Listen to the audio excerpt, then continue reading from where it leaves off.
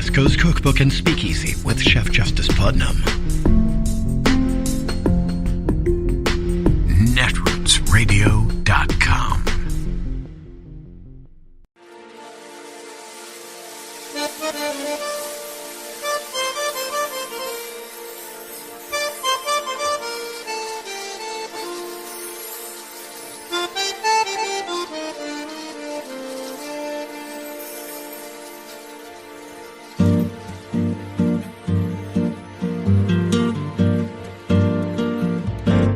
Je voudrais du soleil vert, des dentelles et des théières, des photos de bord de mer, dans mon jardin d'hiver.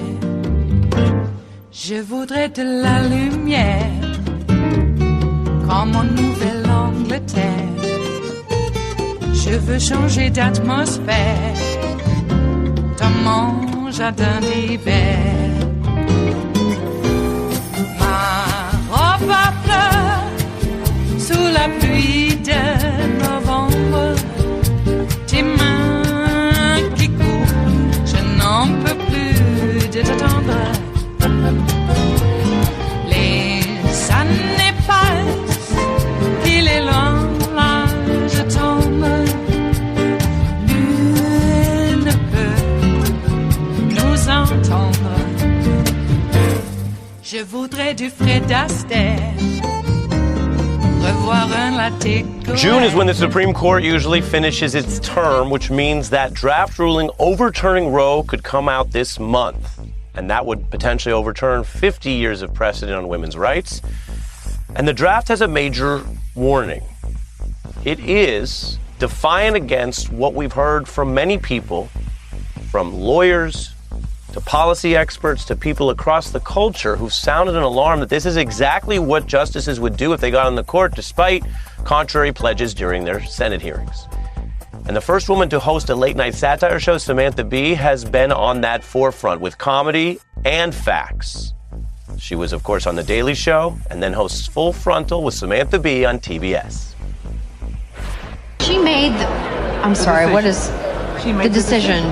The decision. There's another word I'm looking for. It rhymes with, I think it rhymes with voice. When you have a lot of options and you have to select one. What's the word I'm looking for? What is the word? Adoption is one. Self-appointed soldiers of God have visited abortion providers with 185 incidents of arson, 42 bombings, 100 acid attacks, 26 attempted murders, and 11 actual murders. You know, pro-life stuff. Plus, pardon me, Samantha Bee's continued to shape this conversation with her show focusing on women's health. Hi, welcome to Full Frontal. I'm Samantha Bee. And if you're like me, you're just a few weeks away from having fewer human rights. Fun! I think we can limit precedents that control human bodies to after the same century that Genghis Khan did his thing. Reproductive decisions made by men who, as best I can tell, believe women lay eggs. Because if they're taking away our right to choose, fighting is the only choice we've got left. We'll be right back. Today we are joined by an Emmy award-winning comedian and writer, Samantha Bee, host and creator of Full Frontal with Samantha Bee. Welcome. Thank you so much for having me. Let's look at some of this coverage of women's rights in Roe. Okay. Have you thought about regulating the safety of back alleys? Because that's where a lot of women will be having their abortions I don't believe now. that. You don't? No. This bill has been rejected twice before, in 2013 and 2015. It just keeps coming back to torment us every couple of years, like Transformers movies. What's the word I'm looking for? Alternative? A different choice? Choice! Yes, exactly. It's a bit of I feel emotional actually watching that. What makes it emotional for you? I don't know. It's been a really long journey. That choice piece I did. It was at the last set of conventions that I went to when I was working at The Daily Show. And that piece was really meaningful to me because it was like going out on the floor and talking to people. I mean, I spoke to people for 2 full days to make that piece. And it was like, you know, I'm not saying that this happened, but it was like the word choice had been erased from everybody's vocabulary on purpose. Nobody would say the word there. Nobody would say the word at the convention. And I talked to probably 100 people, and nobody would say the word until the very end. It was just, you could have, I mean, I will never forget watching that piece down. We had a huge live audience that day. And that piece had been so hard to do. Like, I'd been chased, people were, and I wasn't even saying anything. I actually wasn't even asking people difficult questions, but they figured out what I was getting at. And I did get chased through the halls of the convention center. It was really, really difficult to film. And you could hear a pin drop in the audience when we were just watching people struggle with what they knew I wanted them to say, but they wouldn't say the word choice. They just would not say it. They would not be on camera saying that word. And then when finally we got a few people to say it, the audience erupted. Like, we just, it was really a moment. Was that more meaningful to you than laughter? You know, that level of catharsis meant a lot to me. It wasn't laughter, but it was meaningful to me in that time. Justice Alito's draft opinion leaks. Sure. Would fully overturn Roe. How'd you feel when you? You know, shocked but not surprised. Shocked but not surprised. That's all I can really say. It's devastating. I mean, it's devastating. It's devastating. Everyone around me is, you know, people are texting me. They're like, what are we going to do? I'm like, I actually don't know. I'm so sorry. I really don't know. I really don't know. Can I read to you from the opinion? Sure. Yeah, great. Okay, let's go. We're having fun today. He cites a 17th century treatise. That's right. Saying, quote, the abortion of a quick child was a great misprision. If the child dieth in her body, end quote. Also, he notes, as legal support for overturning Roe and this right, that in 1732, a woman was sentenced to 3 years in prison for, quote, destroying the fetus in the womb, end quote. Do you think that's persuasive for how rights should be established today? No, I do not. No, I really do not. And what do you think we're dealing with? I mean, that's the foundation. That's the reasoning. That's the actual, people can read it. The leak has been debated for many reasons, but sooner or later, when the opinions come out, you read the reasoning. That's the reasoning, that in the early 1700s, a woman who had an abortion before this country existed was imprisoned for it. Right. I mean, I don't even know how to respond. I mean, obviously, I think it's like wildly unreasonable, wildly out of touch. I mean, I don't even know how to encapsulate how I feel when you read that to me in a moment. We're going to talk about it on the show this week, of course. We'll be talking about it for years to come, I imagine. You just can't imagine this kind of like minority rule where the vast majority of the country wants something and is very comfortable with something and has been living with this precedent for 50 odd years. To take it away is such a disgrace and an injustice. Imposing this kind of, anyway, you know how I feel about it. It's obvious. I'm so sad. I'm so sad about it. I'm so sad about it. You know who says it's not minority rule? Justice Alito. Right. May I read you one more excerpt from the opinion? Yes. Will it make me smile? Is it a comedy part? I don't think it's a comedy. I don't think so. Quote, women affect the legislative process and vote at consistently higher rates than the percentage of men who do so. In November 2020, he notes that in Mississippi, quote, women constituted 55% of the voters who cast ballots. And he reasons that those women can unite to keep abortion legal in any state if they choose to.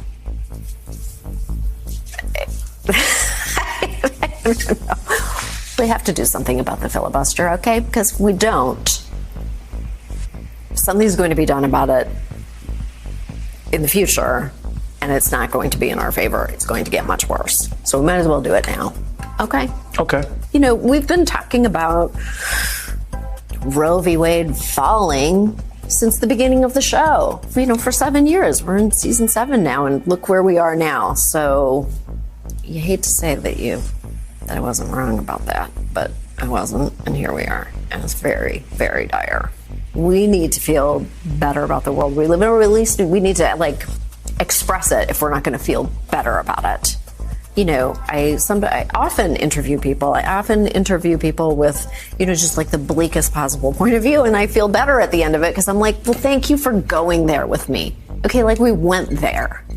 Samantha B., thanks for joining us. Thank you for having me. This was very delightful and very high pressure reading to me from Supreme Court documents. It is Thursday, the 2nd of June of 2022, and you are in West Coast Cookbook and Speakeasy. I am your chef de cuisine, Justice Putnam.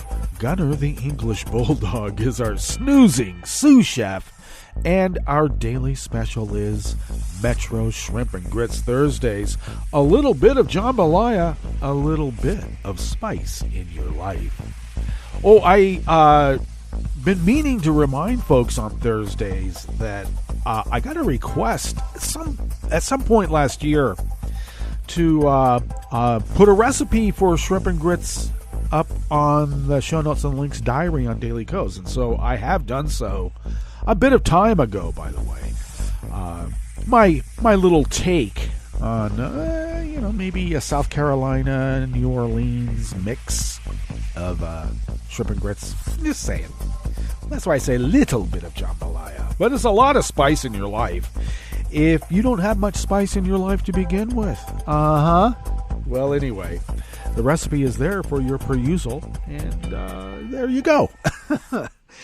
Well, another mass shooting, this time in Tulsa, Oklahoma, which just happens to be on the 101st anniversary of the Tulsa race riots. But hey, you know, what you gonna do?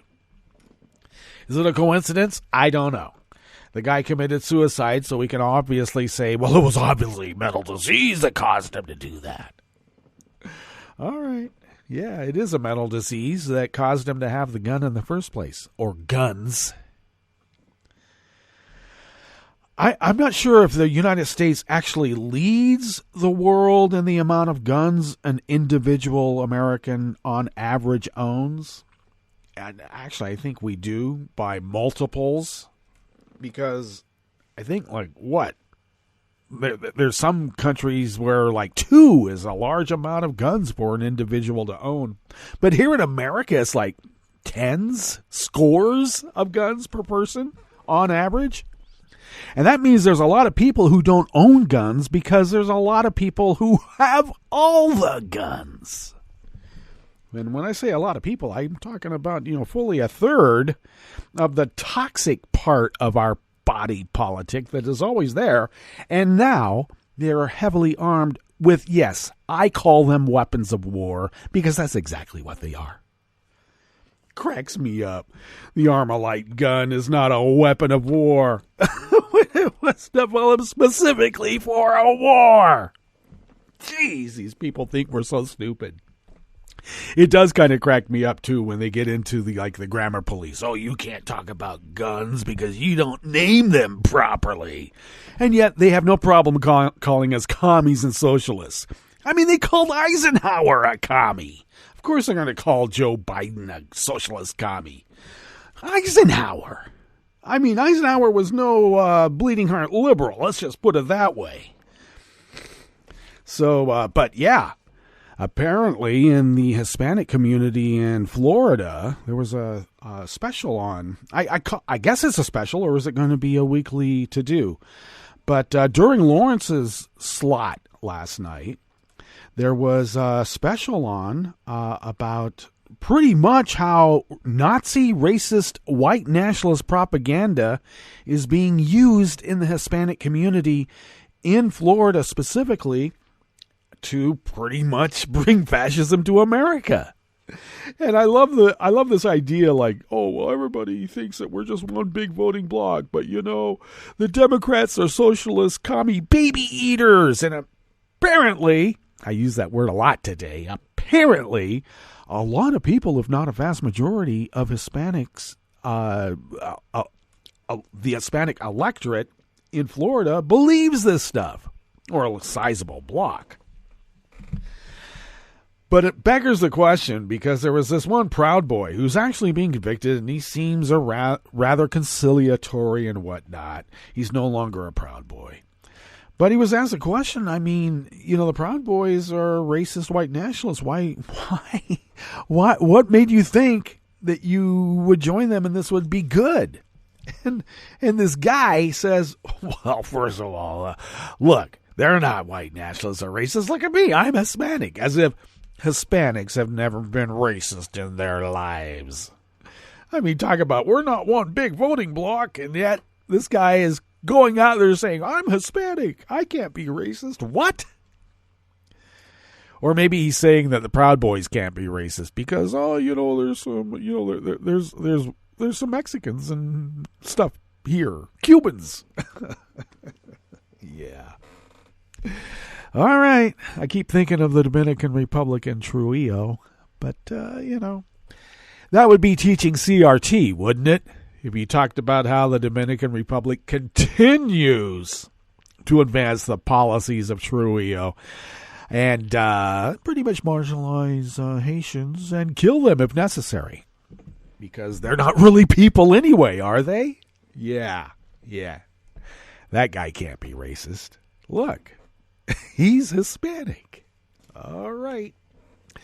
Racism is everywhere, buddy, and everybody can be a racist. Doesn't matter what nationality or genetic background you identify with. All right.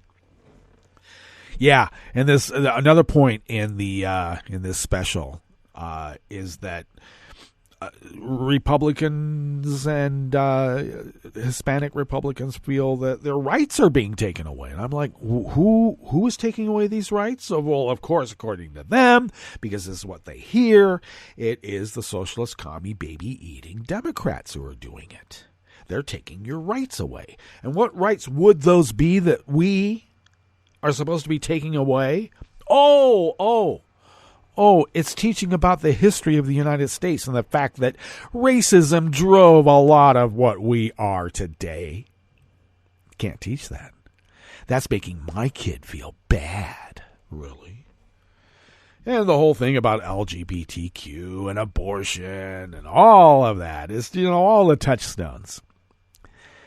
And it's just abject propaganda, and they're getting away with it. They identified a group of people by race, and they tweaked, and they put it in there. Well, let's just say nationalistic background, if not by race. Because, Cubans are different than, the Zapatistas, obviously. And there is never, ever going to be any kind of Cuban communism on the United States soil. That just kind of cracks me up. I don't know very many communists that have, portfolios. Yeah, you're a commie socialist. Oh, really? Well, I don't know. How is that possible? I live in America. I believe in free enterprise. I'm kind of down on the whole capitalism thing because it just doesn't seem like, free enterprise. But that doesn't make me a commie.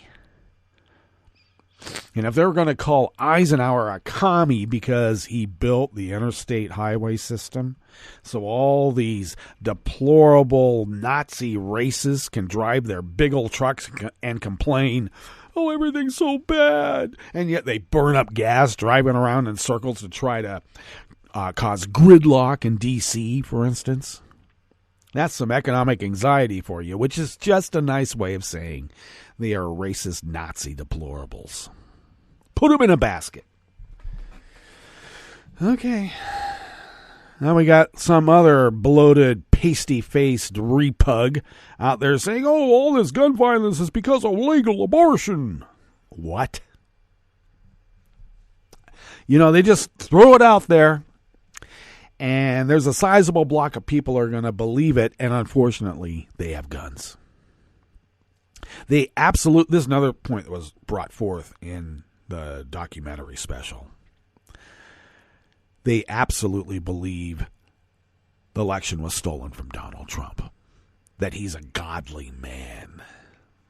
I mean, you got to be pretty damn ignorant to think that Trump is a godly man, that libertine. Jeez, I'm a libertine and he's too libertine for me. That's pretty libertine. But they believe with all their hearts and souls that the election was stolen, it was a fraud, and Joe Biden is not the legitimate president. And I'm thinking, what the hell? Everybody knows the 2016 election was stolen with hostile foreign power help and continues to be so. Russia didn't infiltrate the NRA, put a bunch of spies in there to make connections with the Republican hierarchy, pass out money like there's no tomorrow, fatten everybody's war chest for their campaigns, put out a bunch of propaganda about how the Democrats are commie socialist baby eaters.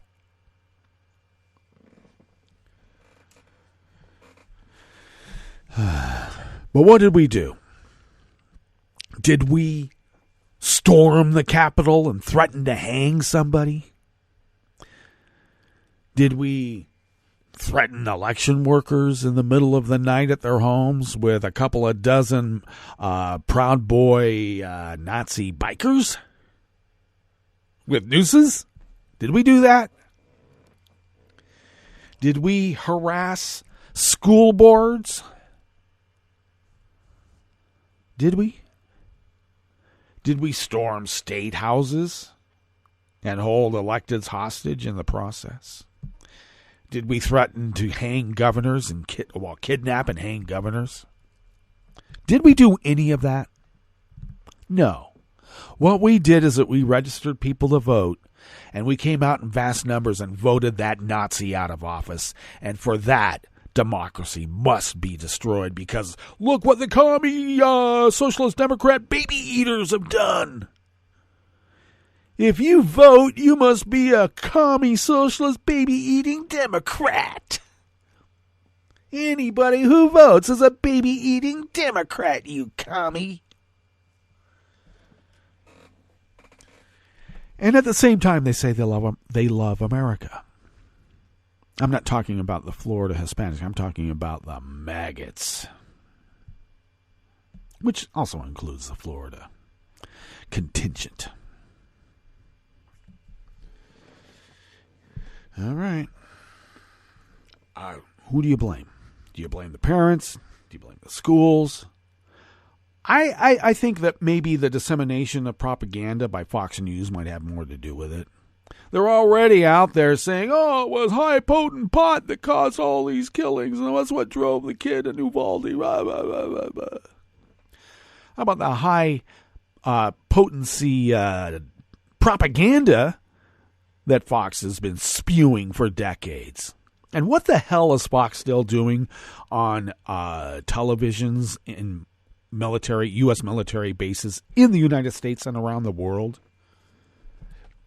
Do they have RT? No. They can't have RT. They got Fox. Okay.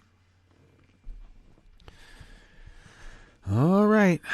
They got an army of election workers. This is exactly what the Nazis did in the 1920s. You know? And I'm told, oh, you can't call them Nazis. They're calling us commie socialist baby-eating Democrats with the emphasis on rat. There's no factual basis to that, but there's a lot of factual basis to the fact that these Nazis are Nazis, and they're following the Nazi playbook. Taking over the apparatus of the election machinery itself. That's exactly what the Nazis did. They moved their chess pieces on the board. They took a few knights. They got a castle. Next thing you know, checkmate. Well, we better make our Independence Day happen pretty quick, because I don't know if we're going to last to the 4th of July. And you know they're going to be partying in Moscow again. You just know it. All right, enough of that. We better get into what's coming up in the curated part of West Coast Cookbook and Speakeasy as we begin this Metro Shrimp and Grits Thursdays. Well, in the Bistro Cafe, an independent watchdog opened a broad investigation into Trump-era Social Security Inspector General Gail Ennis over an anti-fraud program that imposed massive penalties on disabled and elderly people. It's all about the cruelty, you know. The Michigan Court of Appeals unanimously rejected a legal challenge from a former leading GOP candidate for Michigan governor who was disqualified from the ballot for submitting fraudulent nominating petitions. And he's not the only one. There's 5 others, too. And Austin is the largest city in the U.S. to challenge Trump's 2020 census numbers. After the break, we move to the chef's table, where Denmark is headed toward joining the EU common defense policy that it long eschewed. And tens of thousands have been displaced by a resurgence of fighting in eastern Congo. All that and more on West Coast Cookbook and Speakeasy. Bon appetit.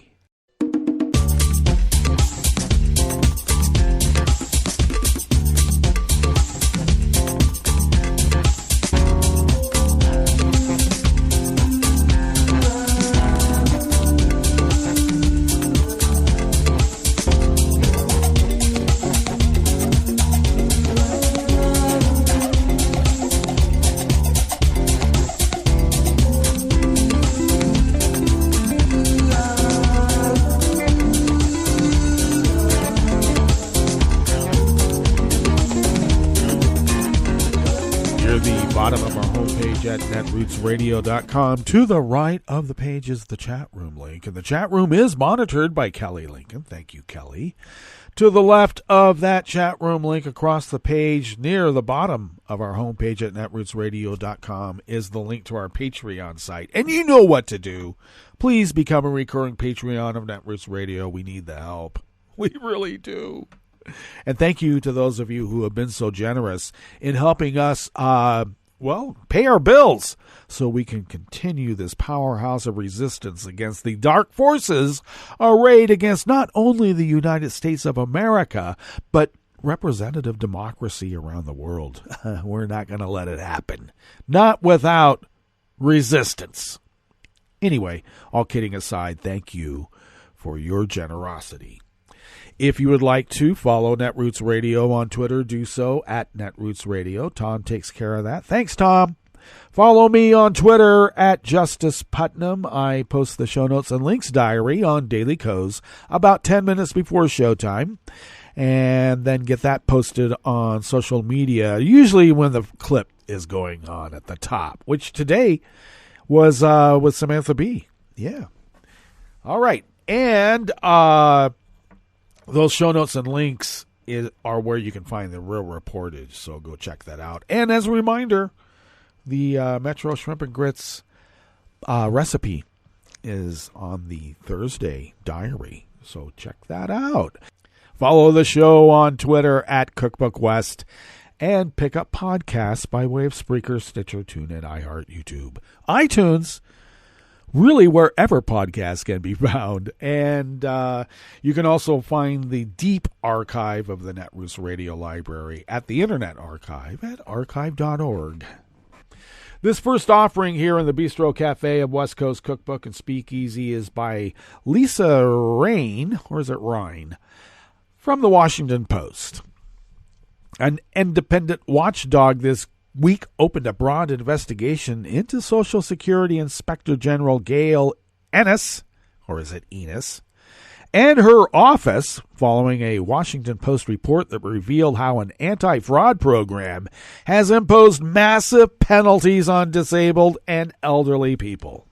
The inquiry by the Council of the Inspectors General on Integrity and Efficiency, known as the CG Group, that investigates misconduct allegations against inspectors general comes as Ennis has been directed by the acting Social Security Commissioner to suspend the program amid mounting political pressure. Now, why is this person an acting Social Security Commissioner? Could it be that the Republicans have obstructed the nominating process and they still have their Nazi maggot embed still embedded? I think that's the case. In a letter, a senior White House official urged a quick response from the chairwoman of the Inspectors General Council, Alice Lerner, who took the unusual step of notifying Congress and the White House that she had opened the probe. And today, congressional staffers will question Ennis's deputies about the program.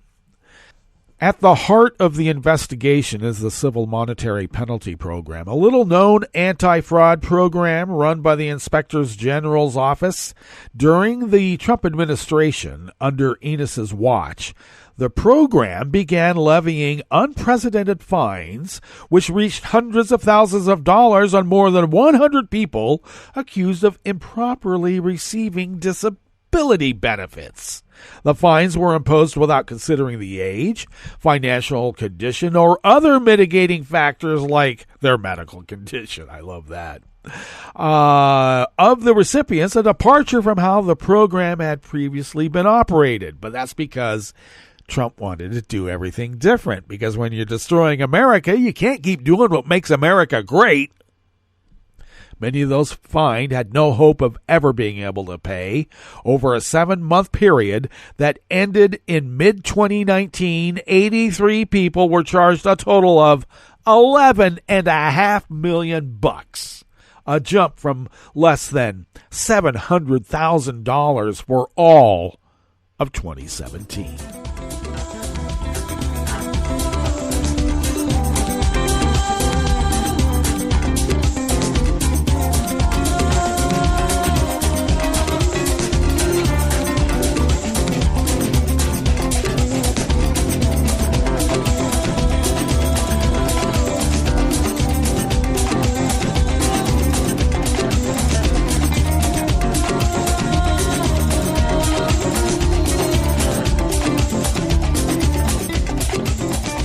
Amy B. Wang of the Washington Post brings us this next offering here in the Bistro Cafe of West Coast Cookbook and Speakeasy Metro Shrimp and Grist Thursdays. Michigan courts have rejected legal challenges from 3 of 5 Republican candidates for Michigan governor who were disqualified last month from the ballot because of invalid signatures on their nominating petitions, upending the race with 2 months to go until the August 2nd primary. Yeah, invalid signatures is a nice way of saying they're fraudulent, but we'll go with this. The Michigan Court of Appeals yesterday, Wednesday, unanimously rejected a legal challenge from businessman Perry Johnson, and later that night denied a motion to intervene from businessman Michael Markey. On Thursday today, the Michigan Court of Claims also denied an appeal from former Detroit Police Chief James Craig, who had previously been considered a leading contender for the GOP gubernatorial nomination. Markey has vowed to take his case to the Michigan Supreme Court. Johnson's campaign did not immediately respond to a request for comment, but has appealed to the Michigan Supreme Court. A representative for Craig's campaign also did not respond to a request for comment.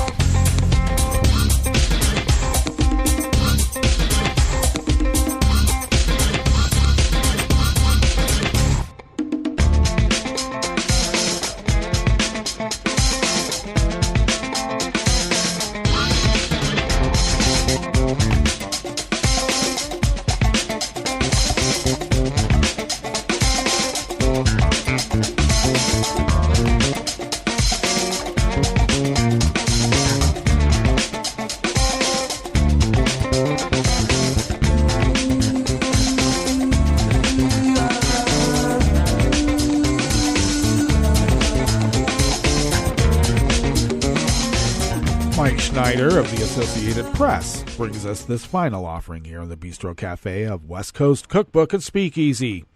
One of the most booming cities in the U.S. over the past decade thinks that it grew even bigger than the U.S. Census Bureau says it did. Austin, Texas became the largest U.S. city to challenge its 2020 census figures when it filed an appeal with the Census Bureau last week, saying it has more than the 961,855 residents tallied during the nation's once-a-decade head count. City officials believe around 7,000 housing units were missed, mostly in newly developed neighborhoods. In some cases, housing units were placed in the wrong location. Among the 50 biggest U.S. cities, Austin's growth rate of 21.7% between 2010 and 2020 was the second largest in the nation, trailing only Fort Worth, Texas, which grew by 24%. As of last July, Austin was the 11th most populous city in the U.S. The city of Austin is at the center of one of the most booming metro areas in the United States, one that was attracting about 150 new residents a day in the middle of the past decade. Figures released last week show that two Austin suburbs, Georgetown and Leander, were the two fastest growing cities in the U.S. last year, expanding by more than 10% each. Over the past several years, Metro Austin has been a jobs magnet. It's home to Tesla's corporate headquarters because they got an apartheid lawsuit going on at their San Leandro plant, just so you know. The census figures were used to divvy up congressional seats among the states and redraw political districts. Nothing can be done to change the numbers for those purposes, but the outcome of any challenges can determine whether the cities and counties get their fair share when it comes to the distribution of $1.5 trillion in annual federal funding. The 2020 census undercounted the overall population by only 0.24%. The count was challenged by the coronavirus pandemic, natural disasters, and political interference from the Trump administration. Some minority groups were undercounted at greater rates than the previous decade. Historically, racial and ethnic minorities, renters, and young people are the people who have been undercounted, and it sounds like the Trump administration weaponized that fact. All right, good luck, Austin. Let's get to our break, and when we get back from that break, we will go through weather from around the world, and we will finish up with the stories that we've curated for you today. You are listening to West Coast Cookbook and Speakeasy, and we will be right back. You are listening to netrootsradio.com. Please hang up and try again.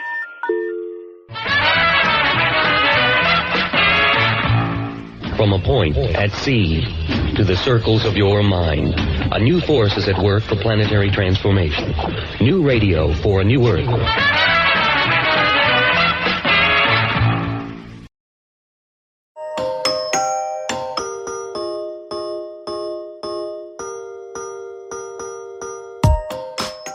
Hi, and welcome to COVID Quickly, a Scientific American podcast series. This is your fast-track update on the COVID pandemic. We bring you up to speed on the science behind the most urgent questions about the virus and the disease. We demystify the research and help you understand what it really means. I'm Tanya Lewis. I'm Josh Fishman. And we're Scientific American's senior health editors. Today, vaccines for the littlest kids may be almost here. And new evidence about long COVID shows who gets it most often and what the most common symptoms are. It's been nearly a year and a half since COVID vaccines were authorized for adults in the U.S., yet kids under 5 are still not eligible, even though testing in children began over 6 months ago. Could this be about to change, Tanya? Possibly. I can understand why many parents are frustrated.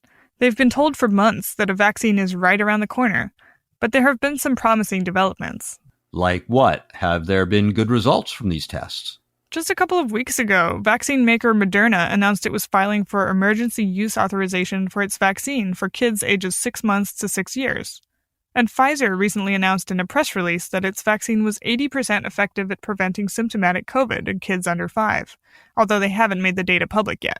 Does that get us any closer to getting a green light from the FDA, though? Well, SciAm contributor Charlie Schmidt asked experts about when we can expect a vaccine for the littlest ones, what the reasons are for the holdup, and more. The FDA's Advisory Committee for Vaccines is scheduled to meet June 8th, 21st, and 22nd to discuss making younger children eligible. Did Charlie get any inkling about what might happen in these meetings? He spoke with Arnold Monto, acting chair of the Advisory Committee, and an epidemiologist at the University of Michigan School of Public Health. Monto said the FDA could issue an EUA for kids within a day or two of those meetings, but, quote, there are no guarantees. One possibility is the committee could recommend authorizing the vaccine only for kids who are high risk or immunocompromised. But why not just authorize it for all of the kids? Well, the FDA has a very high bar for approving new vaccines or other biological products for children. Kids already have a pretty low risk of serious outcomes from COVID, so the companies have to show that their vaccines do not cause other problems. So far, they haven't seen any serious safety issues, have they? No, most of the side effects have been mild and similar to those seen in older kids or adults. mRNA vaccines can cause side effects like fever, which may cause seizures in babies and young children. But Moderna and Pfizer have been able to achieve strong immune responses even at fairly low doses, which reduces these risks. And there haven't been any cases of myocarditis, the heart inflammation that occurred in rare cases among teenagers, mostly in boys. So the vaccines appear to be safe. That's good. But how effective are they? That's a great question. Much of the initial data has actually come from looking at the immune response to the vaccine. In other words, the level of so-called neutralizing antibodies produced in people who are given it. By comparing these levels to levels seen in older kids or adults who had good protection against getting COVID, you can extrapolate that protection to young kids. This is known as immunobridging. Okay, so that's looking at parts of the immune system and how they behave. What about real-world effects, though? Did the vaccines lower infection rates in kids? For actual efficacy data, Pfizer has only announced data on about 1,700 kids, showing an efficacy rate for 3 doses of about 80.3%. Moderna reported a lower efficacy rate of 37 to 51% for its 2-dose vaccine in kids under 6. Whether or not that will clear the FDA's bar remains to be seen. Ah, interesting. That's kind of a big spread in efficacy. Is the FDA waiting to evaluate Moderna's data until Pfizer's data is in? That's been a point of contention. Politico reported that the agency was holding off on reviewing Moderna's submission until Pfizer's was in. But the FDA Commissioner Robert Califf told Andy Slavitt, President Biden's former senior advisor for COVID response, on his In the Bubble podcast, that there is, quote, no reason for the FDA to wait to review it. Pfizer expects to submit its data by the time the FDA's advisory committee meets in June, so they may end up reviewing both Pfizer's and Moderna's data at the same time. And like lots of worried parents, we will be watching that closely.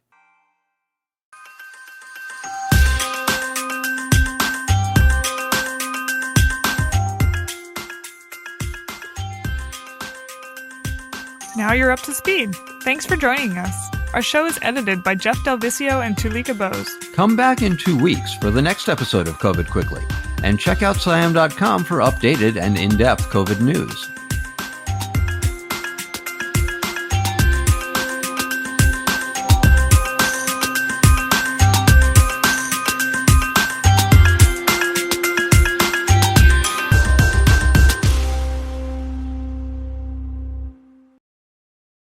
Don't you wish your life came with a warning app? Stop. That dog does not want to be petted. Just a little heads up before something bad happens. Move your coffee cup away from your computer. Oh, no. So you can have more control. Stop. You're texting your boss by mistake.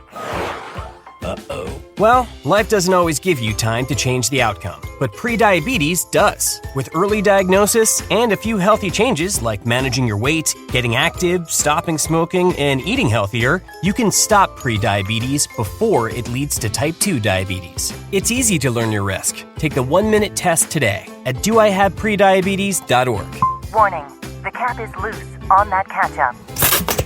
Ugh.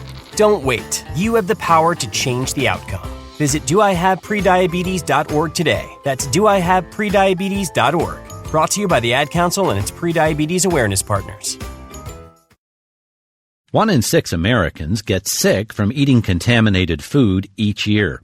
Contamination caused by salmonella is especially common. It's sometimes found in poultry, eggs, ground beef, pork, and even peanut butter. To reduce your risk from this and other foodborne germs, remember to clean, separate, cook, and chill. Clean your hands with soap and water. Separate raw meat, poultry, and seafood from other foods. Wash counters, cutting boards, and utensils before and after using them. Cook all food thoroughly and use a food thermometer to make sure food is cooked. Promptly chill meat, poultry, eggs, and other perishables. Finally, don't prepare food for others if you're sick, and be extra careful when you prepare food for children, pregnant women, the elderly, or people in poor health. To learn more about making food safer to eat, visit www.cdc.gov/vital signs. Hi, it's Tom. Could we humbly suggest your donation to netrootsradio.com? All we've got to run this 24-hour powerhouse of progressive resistance radio is what comes out of our own wallets. And you are our biggest donor. And it doesn't take much, $3, $5. Just go to the bottom of our netrootsradio.com page and hit our secure donate button. Heck, you can even make a recurring contribution. So donate what you'd like at the bottom of our netrootsradio.com's homepage. Because you are our biggest donor. netrootsradio.com. Together, we are Resistance Radio.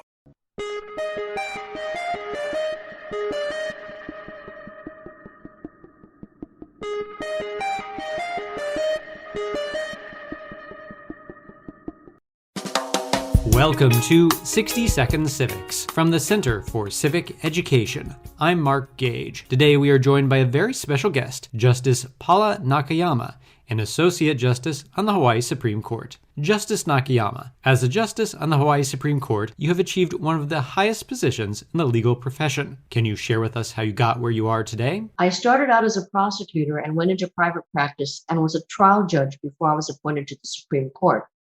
It involved a lot of hard work, but it is important to point out that there came a time when citizens were beginning to realize that the judiciary should look like the people who are subject to their decisions. I benefited from that because many, including women's groups, encouraged the governor to appoint women to the bench. So I worked hard, but involved some luck to be in the right place and at a time when people were beginning to accept women as judges. Thank you so much for joining us, Justice Nakayama. That's all for today's podcast.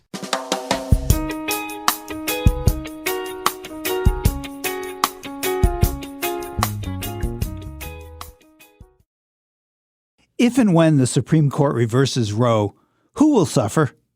I'm Bill Newman, and this is the Civil Liberties Minute. And the list of who will suffer is a long list that includes victims of rape, victims of incest, victims of domestic violence, teenagers, low-income workers, women of color, immigrants without documents, really all members of marginalized groups. In contrast, for the wealthy, the right to choose will, for the most part, remain relatively intact. They will be able to access that health care. They will have the wherewithal to travel. That's obviously not the case for women who literally can't afford to miss work, for single moms who can't leave their kids, for women who don't have money to travel and live in a state that has criminalized buying abortion pills. What are they to do? Studies show that women unable to access abortion disproportionately are women of color, who, denied an abortion, are much more likely to live in poverty, be unemployed, and be unable to escape violent male partners. In addition, a nationwide abortion ban, one study shows, would increase pregnancy-related deaths by 21%, 33% among black women, who already are 2.5 times more likely to die in childbirth than white women. Which means that overruling Roe may well initiate a death spiral for women, as well as a potential death spiral for constitutional rights. The Civil Liberties Minute is made possible by the ACLU, because freedom can't protect itself. I'm Rick Smith, and this is Labor History in 2.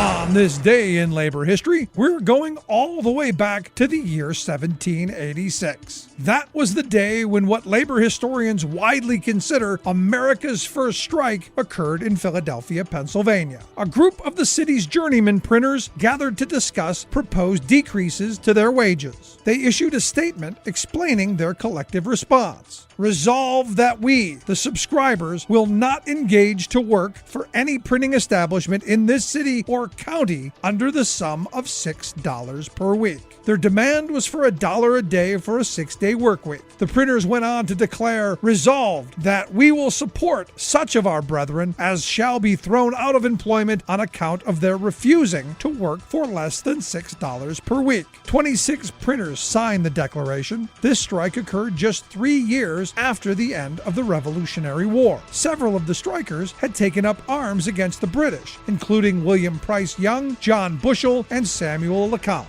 By joining together, the printers were able to stop the proposed wage cuts. It's important to note their pledge to support their brethren who might lose work because of the action. It was an early declaration of worker solidarity. Such solidarity has been an essential component in every successful strike in the United States for more than 2 centuries. The printers would go on to form the National Typographical Union in 1852. These printers played an important role in the early formation of unions and the struggle for workers' rights. The journeyman printers' actions were truly revolutionary and brought an important tactic, the strike, to the U.S. labor struggle. Labor History in 2 brought to you by the Illinois Labor History Society and The Rick Smith Show. For more information, go to laborhistoryin2.com, like us on Facebook, and follow us on the Twitters at Labor History in 2.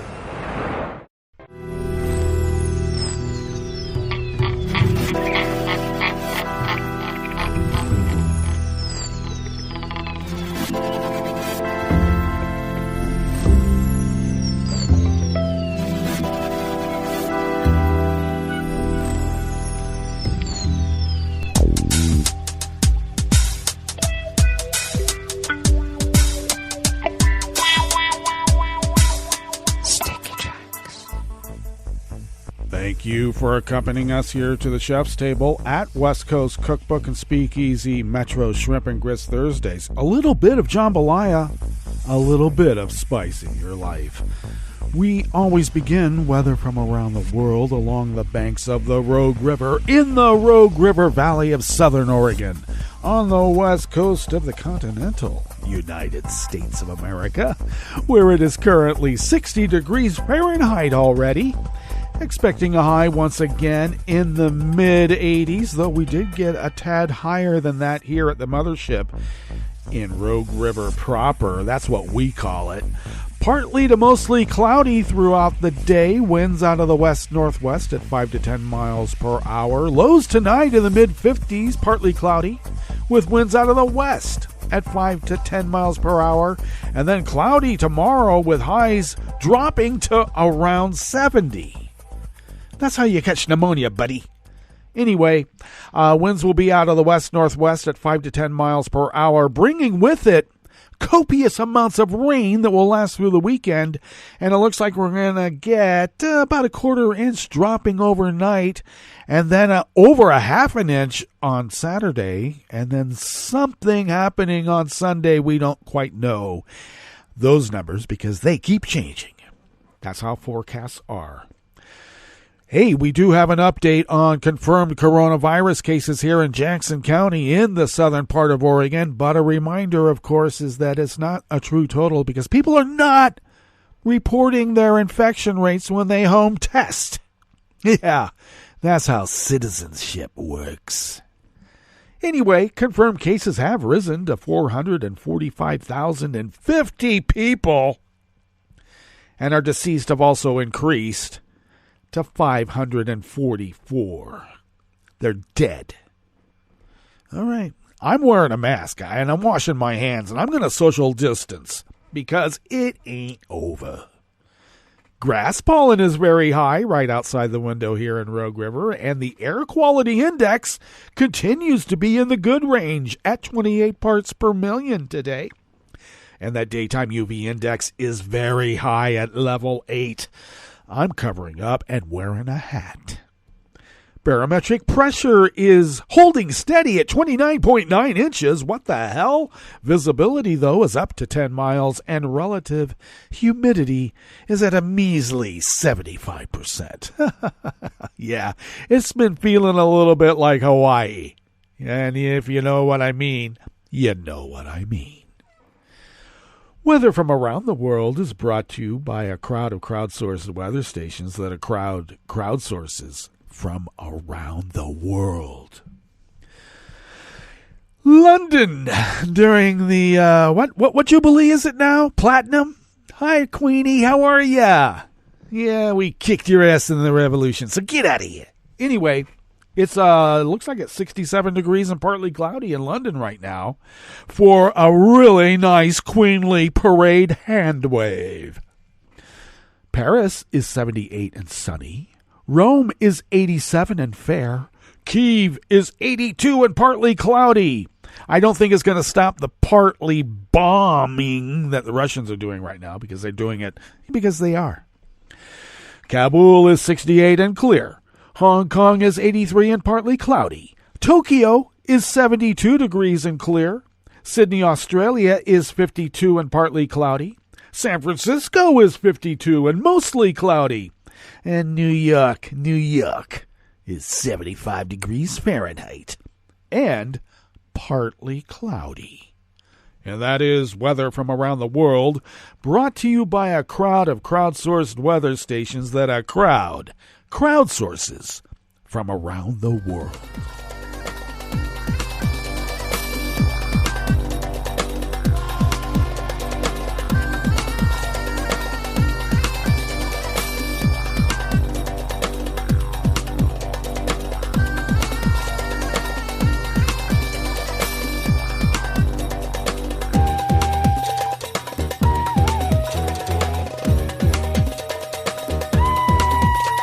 Jan M.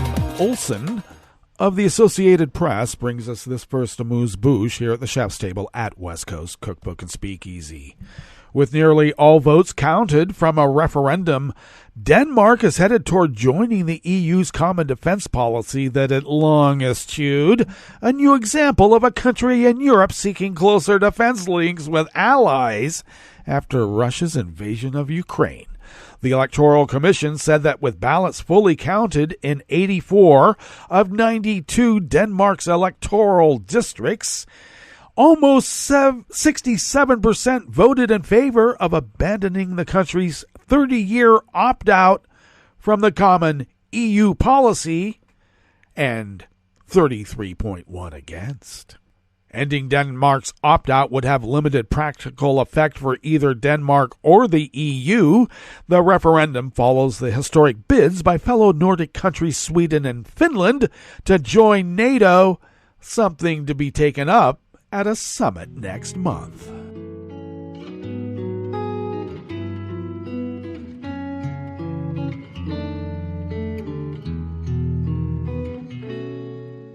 Je te donne ce mon amour pour la vie entière. La promesse de me trouver à tes genoux. Aussitôt que tu m'appelles, rester toujours fidèle. C'est tout, c'est tout. Je te donne tous mes printemps, mes étés de mer. Mes automnes, quand les feuilles tombent partout. Si ce n'est pas une bonne affaire, je te donne tous mes hivers. Leslie Rofton of the Washington Post brings us this final amuse-bouche here at the chef's table at West Coast Cookbook and Speakeasy. Tensions between the Democratic Republic of Congo and neighboring Rwanda and the sudden reemergence of a once feared rebel group in eastern Congo have raised fears of another wide-ranging conflict in the volatile Great Lakes region. The tensions erupted last week after M23 rebels attacked Congolese forces near Goma, the largest city in Congo's mineral-rich east, which borders Rwanda, Uganda, Burundi, and Tanzania. The UN and Congolese forces have long struggled to contain the violence in the east, which is driven by dozens of armed groups and complicated by national and ethnic rivalries. The UN Refugee Agency, UNHCR, said that more than 72,000 people have been displaced by the fighting in North Kivu province. Well, that brings us to the end of our broadcast period for the day, but you do know Netroots Radio broadcasts on, and we will meet up tomorrow for Blue Moon Spirits Fridays. So do stay tuned to Netroots Radio all day and all night for all the breaking news as it breaks, and we will meet up here tomorrow, right here in West Coast Cookbook and Speakeasy. Bon appetit.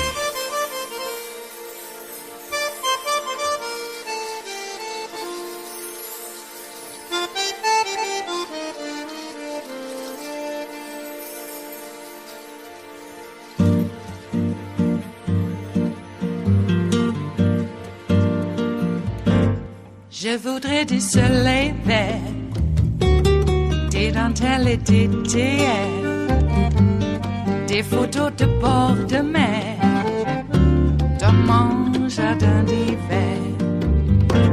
Je voudrais de la lumière, comme en Nouvelle-Angleterre. Je veux changer d'atmosphère, dans mon jardin d'hiver. Robe à fleurs, sous la pluie de novembre, tes mains qui courent, je n'en peux plus de t'attendre. Les années passent, qu'il est loin, là je tombe. Nul ne peut nous entendre.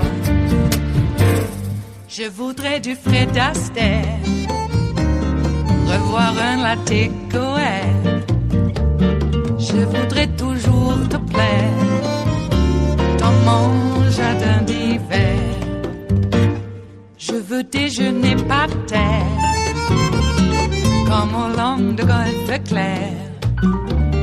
T'embrasser les yeux ouverts dans mon jardin d'hiver.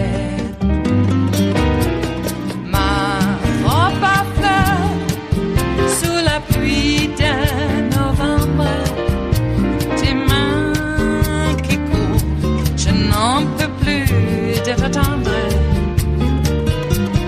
Les années passent, il est loin, là je tombe. Nul ne peut nous entendre. Ba-da-da-dum-di-da-dum.